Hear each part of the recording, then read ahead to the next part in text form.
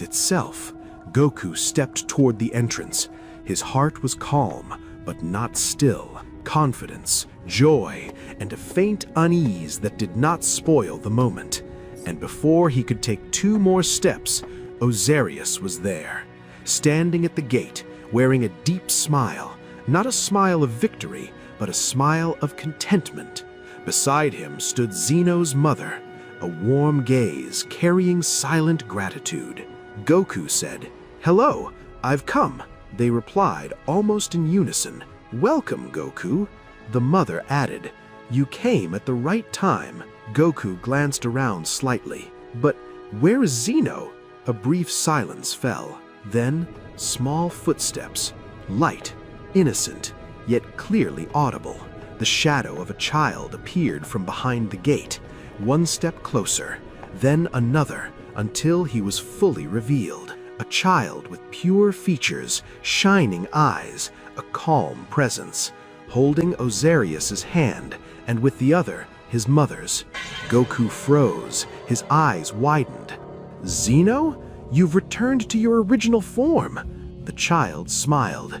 "Yes, Goku, I returned to how I was, and all of this is because of you." Goku chuckled softly, overcome by a feeling he could not name. Zeno said, "My father will reward you for everything you've done. We will never forget it." Goku replied, "All right, I don't like waiting. I want to see these surprises." Ozarius smiled. "Then prepare yourself. Step toward the gate." Goku stepped forward. Slow steps, anticipation, tension. The moment he crossed it, the scene exploded. Lights, laughter, familiar voices. They were all there. His friends, his family. They wore elegant, celebratory clothes, as if time itself had chosen to be kind this once.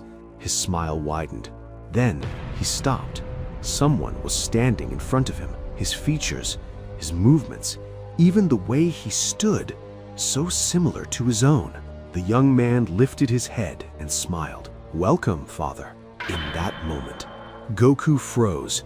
He stared at him for a long time. Then his eyes widened. "Goten? Is that you? You've grown up so suddenly." Goten smiled with calm confidence. "Yes, father. 10 additional years. I'm no longer the child you left behind. And now, I stand equal to the world you live in." Elisha, Zeno's mother, stepped forward. "I'm the one who did that, Goku. It wouldn't have been fair for him to return as a child while the world around him had changed. I increased his age without harming his body or his soul. He returned stronger." Goku embraced him as if seeing his son for the first time. Elisha smiled. "But Goku, this is not the purpose of all that is here. Step forward." Goku raised his head. The scene changed.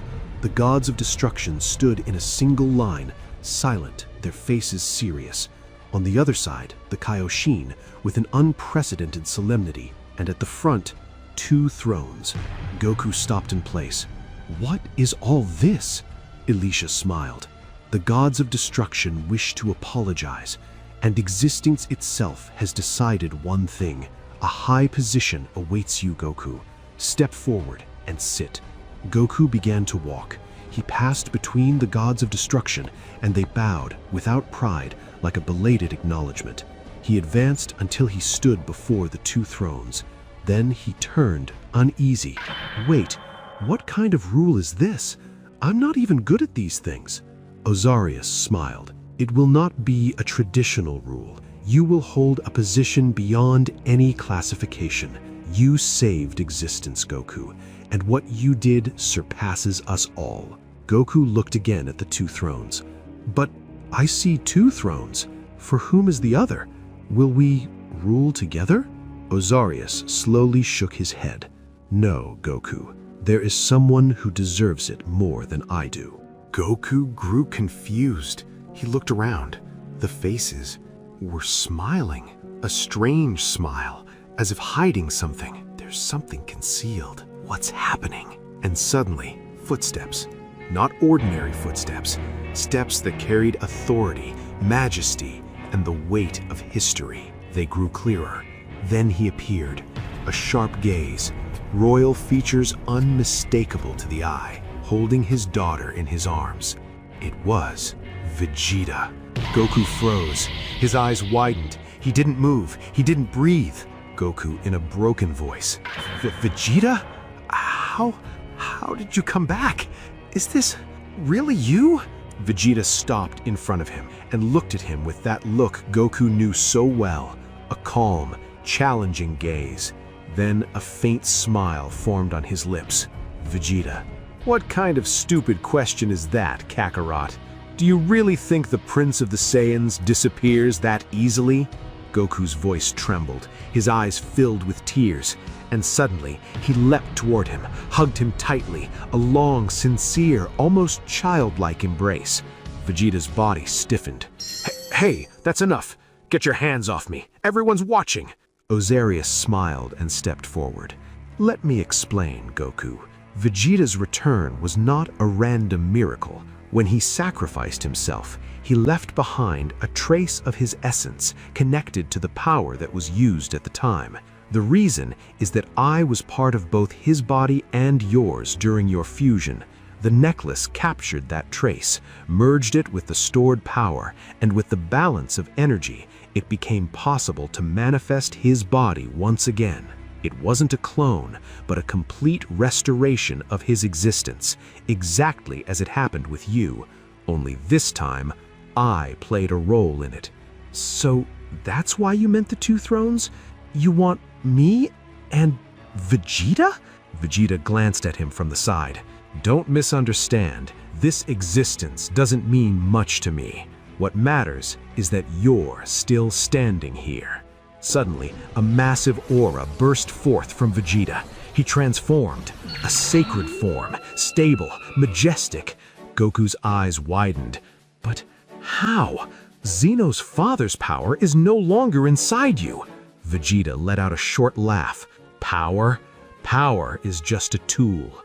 Will is the source, and whoever possesses it doesn't need to borrow anything. Xeno's mother stepped forward, her voice calm. And you as well, Goku.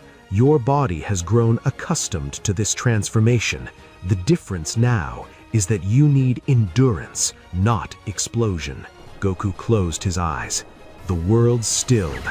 Then, pure energy surged forth, balanced, refined, different. He opened his eyes. He had arrived. Goku with pure amazement. This is incredible. Vegeta smiled. The spark of challenge returned to his eyes. So what do you say we celebrate in our own way? I've waited for this moment a long time, Kakarot. Goku laughed. Me too.